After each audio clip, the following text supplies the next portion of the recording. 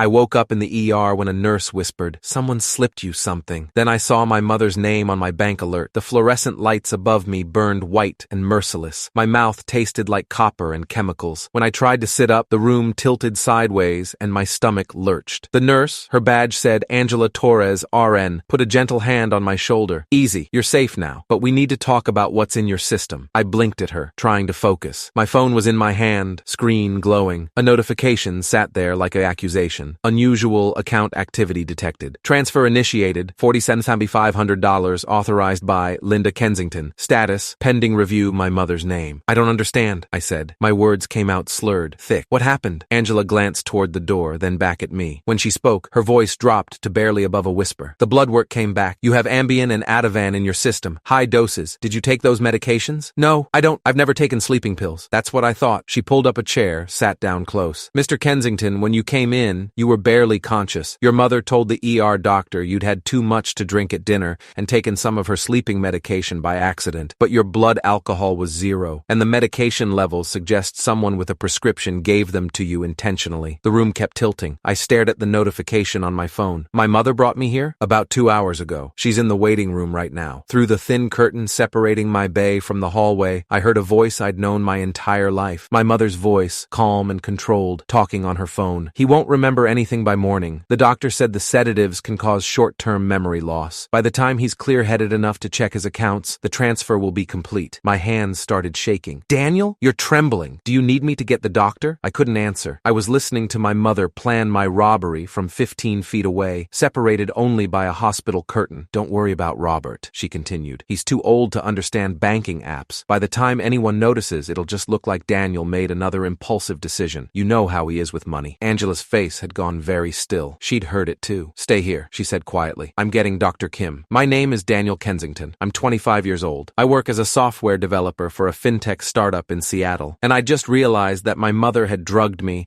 and was actively stealing from me while I lay in a hospital bed she'd put me in. 3 years ago, my father died. Heart attack, sudden and catastrophic. At 52 years old, he left behind a complicated estate, investments, properties, life insurance, retirement accounts. I was 22, fresh out of college, working my first real job. My mother sat me down a week after the funeral. "Danny, I know this is overwhelming. The lawyers say you're the primary beneficiary for most of your father's estate, but honey, you're so young, and you've never handled this kind of money before." She'd looked at me with such concern, such motherly love. "What if we set it up so I help manage things, just until you're more established? I've been handling the household finances for years. I know what your father wanted. We can make sure his legacy is protected." I'd signed the papers she put in front of me. Powers of attorney, joint account access, investment authorization. I trusted her because she was my mother, and that's what sons do. For 3 years, she'd controlled everything. My inheritance, my investment accounts, even my salary from work went into accounts she had access to. She said it was simpler this way, more organized, less room for me to make mistakes. "You're just like your father," she'd say whenever I questioned something. "Brilliant with technology, but money makes you anxious. Let me handle the complicated stuff." I'd believed her because the alternative was unthinkable. Dr. Richard Kim, ER attending physician with 12 years at Seattle General, pulled the curtain closed around my bay. He was in his early 40s, wire-rimmed glasses, the kind of focused competence that comes from years of emergency medicine. "Mr. Kensington, Angela tells me you're experiencing some confusion about your medication intake." "I didn't take anything," I said. My tongue still felt thick. "I had dinner with my mother. That's the last thing I remember clearly." He pulled up my chart on his tablet. "You were brought in at 9:47 p.m. by your mother, Linda Kensington. She reported finding you disoriented and lethargic at your apartment. Said you'd mentioned taking some of her sleep medication because you were stressed about work. That didn't happen. Your toxicology shows 15 milligrams of Ambien and 4 milligrams of Ativan. That's a significant dose, especially for someone with no tolerance. You're lucky you didn't stop breathing." The room spun again. Could that kill someone? In high enough doses, or combined with alcohol? Absolutely. Even without alcohol,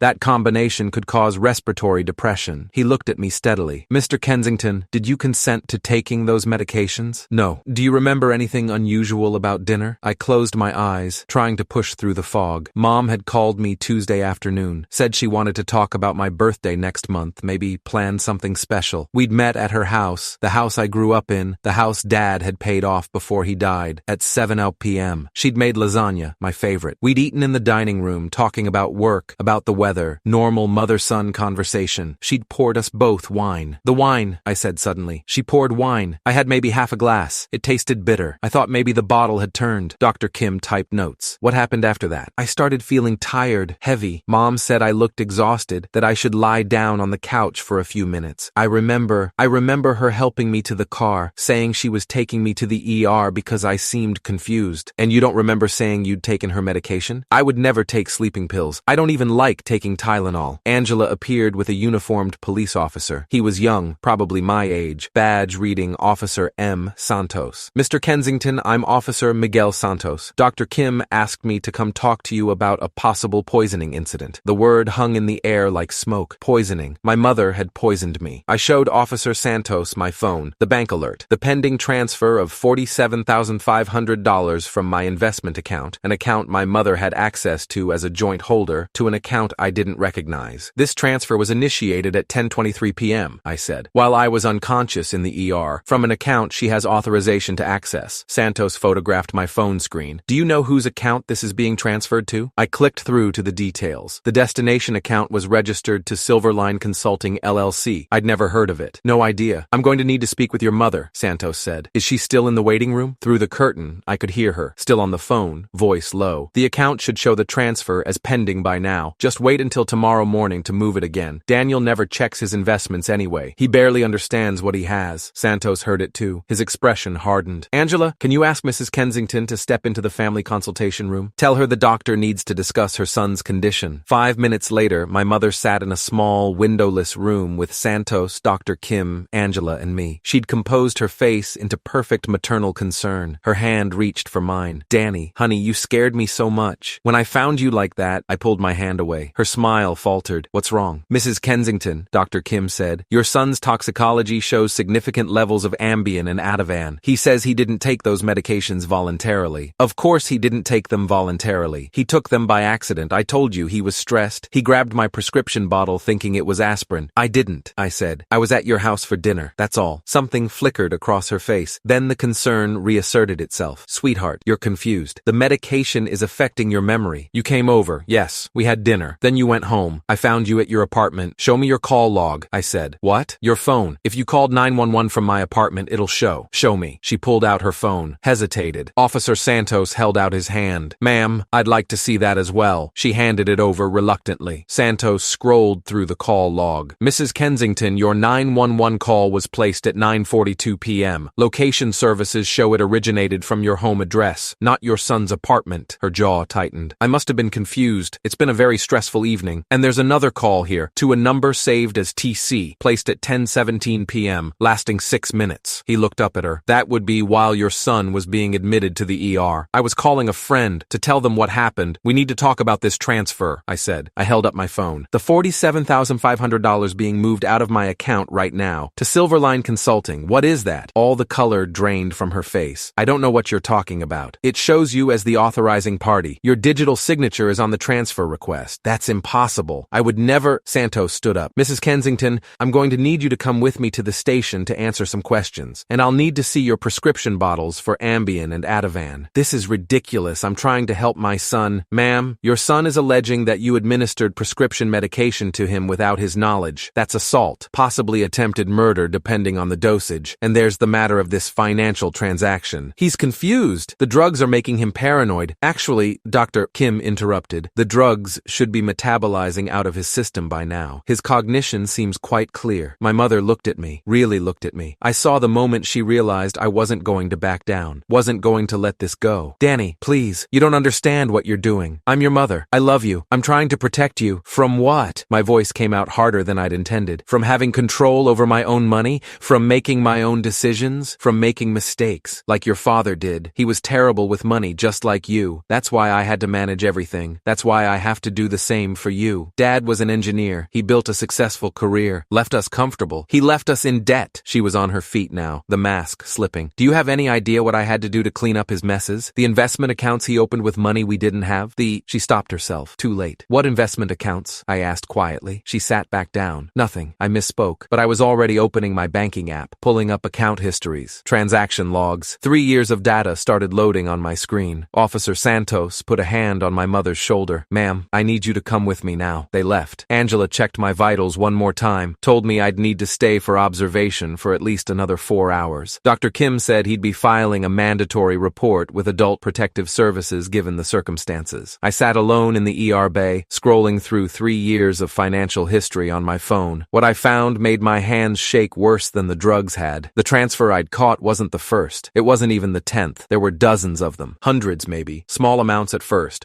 $500 here, $1,200 there, always to different shell companies, different LLCs, different business names I'd never heard of. The amounts got larger over time. $5,000, $12,000, $23,800. My inheritance from Dad had been $1.7 million. Between his life insurance, retirement accounts, and investments, I should have been set for life if I was even moderately careful. My current total across all accounts was $340,000. She'd stolen over $1 million in 3 years. I called the one person I knew I could trust, the person Dad had trusted with his life. Robert Kensington answered on the second ring. My grandfather, my dad's father, 82 years old and sharper than most people half his age. Daniel, it's almost midnight. What's wrong? My voice broke. Grandpa, Mom drugged me. She's stealing from my accounts. Silence. Then his voice came back, cold and precise as a scalpel. I know. The system flagged it 97 minutes ago. Stay where you are. Don't speak to anyone except the police and your doctors. What system? The failsafe your father and I set up. Did you think we didn't plan for this possibility? I couldn't breathe. You knew? We suspected. Your mother showed concerning patterns even before your father died. He made me promise that if anything happened to him, I'd make sure you were protected. I've been monitoring the account since day one. Then why didn't you? Because I needed proof. Enough to stand up in court. Enough that she couldn't claim it was legitimate expenses or authorized transactions. As of tonight, I have everything I need. What happens now? Now, we destroy her. Within 12 hours, my world transformed. Grandpa Robert activated the emergency protocols he and Dad had built into the trust structure. It turned out the accounts my mother had joint access to weren't the real inheritance. They were what Grandpa called the canary in the coal mine. The actual trust, the real money, had been in a separate account the whole time. 8 figures. Completely inaccessible to my mother, with one single activation clause, documented evidence of financial abuse. The system Grandpa had set up monitored every transaction, logged every transfer, kept digital records of every authorization my mother made, and when the transfer she'd initiated while I was unconscious triggered certain parameters, large amount, unusual timing, suspicious destination, it automatically activated the trust and revoked her access to everything. By 6 a.m. Thursday morning, forensic accountant Margaret Holloway, 23 years specializing in financial fraud, was in the hospital with a laptop and 3 banker's boxes full of documentation. Mr. Kensington, your grandfather retained me 6 months ago to build a comprehensive picture of all transactions on your accounts. I've been tracking and categorizing every withdrawal, transfer, and expenditure your mother has made using her access. She opened a spreadsheet. Rows and rows of data, color-coded and annotated. In total, $1,347,820 has been transferred out of accounts you inherited from your father. Of that amount, $47,580 can be attributed to legitimate expenses. Property taxes on your childhood home which your mother still lives in, utilities, maintenance. The remaining $1,300,540 went to 15 different shell corporations, all registered to your mother using various business names. I stared at the numbers. What did she spend it on? Luxury purchases primarily. A beach house in the San Juan Islands, $680,000. A Mercedes S-Class, $118,000. Private wealth management services, $94,000 in fees. Jewelry, travel, home renovations. She's been living a lifestyle well above what her own income would support, using your inheritance to fund it. And the transfer from last night? Silverline Consulting LLC is a business entity she registered 3 months ago. Based on the pattern of previous transfers, she would have moved that money again within 24 hours, likely to an overseas account. This was likely one of her final extractions before she planned to shut down access completely. Why now? Why last night? Margaret glanced at her notes. Your 26th birthday is in 3 weeks. According to the original trust documents your father set up, you would have gained full independent control of all accounts at age 26, regardless of your mother's power of attorney. She was running out of time, so she drugged me and tried to steal one last chunk before I could stop her. Dr. Kim cleared me from the ER at 8:30 a.m. I was discharged with instructions to drink plenty of water, get rest, and follow up with my primary care physician. He also handed me copies of my toxicology report, the intake notes, and his own documentation of my statements. You'll need these, he said, for whatever comes next. What came next was a law firm. Grandpa Robert had already retained Patterson & Howe, a firm specialized specializing in elder abuse and financial exploitation. The lead attorney, Jonathan Patterson, 16 years in financial crimes litigation, met me at Grandpa's house in Bellevue at 10 a.m. Daniel, I've reviewed all the documentation Margaret prepared. I've also reviewed the police report from last night and the hospital records. We have an extremely strong case for financial exploitation, theft, and assault. He laid out the legal strategy. File for immediate restraining orders. Submit evidence to the prosecutor's office for criminal charges. Begin civil proceedings to recover all stolen funds. Lock down every account, every asset, every point of potential access. We're also going to petition the court to revoke her power of attorney retroactively, which means any transaction she made under that authority becomes actionable. She'll be personally liable for returning every dollar. What about the drugging? I asked. That's where it gets interesting. The Ambien and Ativan, we pulled your mother's prescription records this morning. She filled a 90-day supply of both medications on Monday, 2 days before your dinner. The pharmacist's records show this was the first time she'd ever been prescribed either medication. The implication hit me like a truck. She got the prescription specifically to drug me. That's how it appears, which elevates this from opportunistic theft to premeditated assault. The prosecutor, Assistant DA James Chen, 11 years in the Major Crimes Unit, is very interested in pursuing charges. My mother called me 17 times that day. I didn't answer once. On the 18th call, I picked up. Danny, thank God. I've been trying to reach you all day. This is all a horrible misunderstanding. I was just trying to protect your money. Really? Because the forensic accountant found 15 shell companies, a beach house, a Mercedes, luxury vacations. That's a lot of protection. Silence on the other end. The toxicology report shows enough sedatives to cause respiratory depression, I continued. You could have killed me, Mom. Did you know that? I would never. I just wanted you to rest. You were so stressed. You got the prescriptions 2 days ago. The pharmacist confirmed it. You planned this. Her voice changed, harder. You don't understand what I've had to deal with. Your father left me with nothing. Everything went to you. Do you have any idea what that felt like? Watching you inherit millions while I got barely enough to survive? Dad left you the house, fully paid, $100,000 in life insurance, his pension survivor benefits. That's nothing. You got everything else, and you don't even appreciate it. You just sit there with your little tech job, pretending you're self-sufficient, when you're living off your father's money, the money you stole. I didn't steal it. I used it. For us. For the family. For a beach house I didn't know existed. For a car you never told me about. For a life you built on money that wasn't yours. I'm your mother. What's yours is mine. No. What was Dad's became mine when he died. You just helped yourself to it. I hung up. The restraining order was filed that afternoon. By 5 p.m. my mother had been served. She was prohibited from contacting me, from accessing any of my financial accounts, from coming within 500 feet of my residence or place of work. Her attorney, some overworked public defender named Gary Brennan, who looked like he'd aged 10 years since taking her case, called Jonathan Patterson's office trying to negotiate. My client is willing to enter into mediation. She acknowledges there may have been some unauthorized transactions, but she maintains they were made in good faith for family expenses. Your client fraudulently obtained prescriptions for sedative medications, administered them to her son without his knowledge, and attempted to transfer $47,500 while he was unconscious in an ER she brought him to, Jonathan said flatly. There's no good faith exception for poisoning and theft. She's willing to return the funds, every dollar, with interest, plus punitive damages, plus legal fees. We're filing a complete accounting and asset seizure motion tomorrow morning. She doesn't have that kind of liquidity. Then she can sell the beach house, the Mercedes, the jewelry. We've identified $843,000 in assets purchased with stolen funds. She'll liquidate all of it. The call ended. That night, I sat in Grandpa Robert's study, the same room where Dad used to work on his engineering projects, where I'd done homework at the big oak desk, where family history lived in photographs on the walls. I knew your mother was difficult, Grandpa said quietly, even before your father married her, but I never thought she'd do something like this. Why didn't Dad divorce her? He loved her, or he loved who he thought she was, and he loved you more than anything. He thought having a complete family was important. Grandpa pulled out a letter, yellowed with age. But before he died, he wrote me this. I took the letter. Dad's handwriting. Dad, if you're reading this, something's happened to me. I need you to make sure Linda doesn't destroy Daniel the way she almost destroyed me. She's convinced herself that money is love, that control is care. I've tried to help her see differently, but I've failed. The trust structure we set up should protect Daniel, but only if you're vigilant. Watch her. Document everything. Don't trust her with our son's future. I'm sorry to leave this burden with you, but you're the only one I trust to do what's right, even when it's hard. Love, Stephen. My hands were shaking. He knew. He suspected. I don't think even he imagined it would be this bad. Grandpa took the letter back, folded it carefully, but he made sure you'd be protected. That's what fathers do. The prosecutor filed charges on Monday. Linda Kensington was charged with 3 counts of first-degree theft, 1 count of identity theft, 1 count of computer fraud, and 2 counts of second-degree assault, 1 for the drugging, 1 for recklessly endangering my life. The arraignment was Tuesday morning at 9:00 a.m. I sat in the gallery with Grandpa Robert, watching my mother stand before Judge Patricia Morrison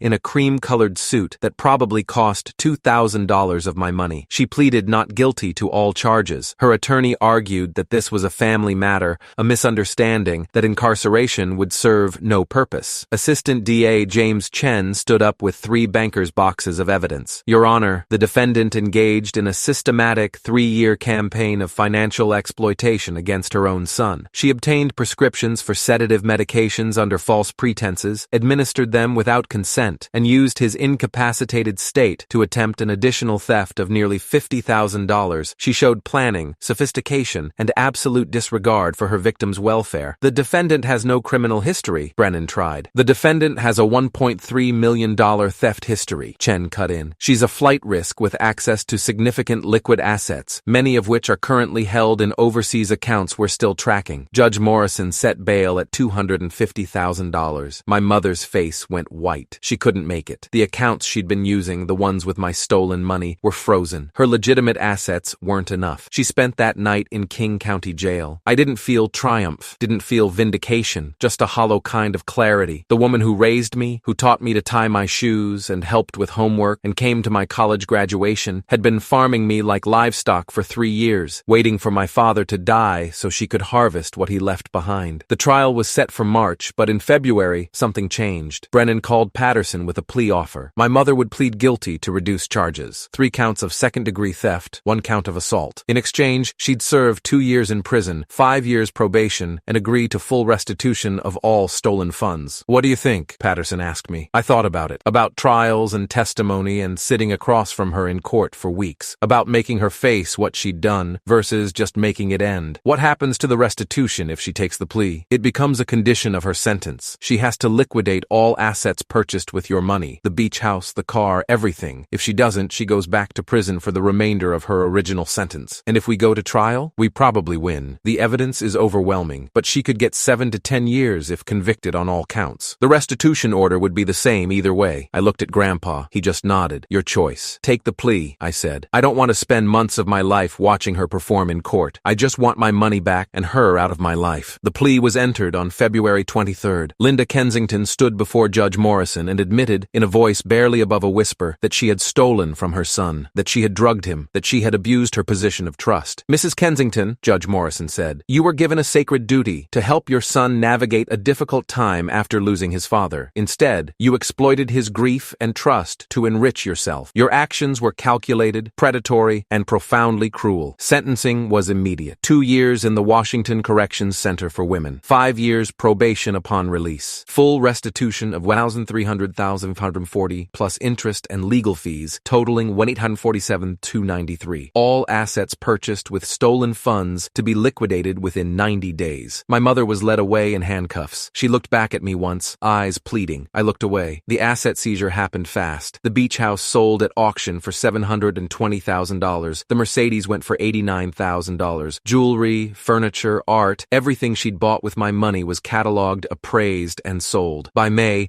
I'd recovered $1,183,000 of the stolen funds. The remaining $664,293 would come from her wages in prison. She'd be working for $0.74 an hour, with every penny garnished until the debt was paid. At that rate, she'd be paying me back for approximately 37 years. People kept asking me how it felt to win, to see my mother in prison, to get my money back. I told them the truth. Winning wasn't about the money or the prison sentence. Winning was hearing professionals, doctors, lawyers, forensic accountants, prosecutors confirm that I wasn't crazy, that what happened was real, that I had every right to protect myself, even from the person who gave birth to me. Grandpa Robert stood with me on the courthouse steps after sentencing, silent, steady, unapologetic. She thought you were weak, he said quietly, like your father. She thought she could control you forever. Was Dad weak? Your father was kind. She mistook kindness for weakness. He put his hand on my shoulder. You're kind too, but you're also your grandfather's grandson, and I didn't raise weak men. My mother tried to reach out from prison, letters at first, then emails when she got access to the prison's limited computer system. They all said the same thing. She was sorry. She loved me. She'd made mistakes, but she was still my mother. Couldn't I find it in in my heart to forgive her. I read the first one, deleted the rest, unread. In August, 7 months after that night in the ER, I sat in my new apartment, purchased with my own money, in my own name, with no one else on any document, and got a notification. Final restitution payment received, account fully reconciled, outstanding balance, $0.0 The beach house, the Mercedes, everything she'd taken, all of it converted back to numbers in my account. Not the same numbers, not the exact dollars Dad had left me, but close enough. And more importantly, mine. Completely and entirely mine. I forwarded the notification to Grandpa with a simple message. It's over. His response came back immediately. No, now it begins. Build something your father would be proud of. I thought about that for a long time. About Dad's letter. About the trust he'd built to protect me. About Grandpa's patience. Waiting 3 years to gather enough evidence to end this permanently. They'd both known something I hadn't. That family isn't about blood or obligation. It's about who protects you when you're vulnerable. Who stands beside you when the truth is ugly. Who loves you enough to prepare for the worst while hoping for the best. My mother is eligible for parole in 18 months. Her attorney has already filed the paperwork. When it comes up for review, I'll be there to give my victim impact statement. I already know what I'm going to say. That she had a choice every day for 3 years to stop, to confess, to treat me like a son instead of a resource to be exploited. That she chose wrong every single time. And that forgiveness isn't something owed. It's earned, and she'll never earn mine. The toxicology report Dr. Kim gave me sits in a fireproof safe in my apartment. Not because I need it anymore. The case is over, the conviction secured, but because sometimes I pull it out and look at the numbers, the medication levels, the notation that says dosage sufficient to cause severe respiratory depression. Patient extremely fortunate to have received immediate medical attention. She could have killed me. Maybe she would have if I'd died before the transfer cleared. Maybe she'd convinced herself it was worth the risk. Maybe she just didn't care. I'll never know. And I've stopped trying to understand. Some people think family means accepting anything from the people who raised you. That mothers deserve unconditional forgiveness because they gave you life. Those people never had their mother slip sedatives into their wine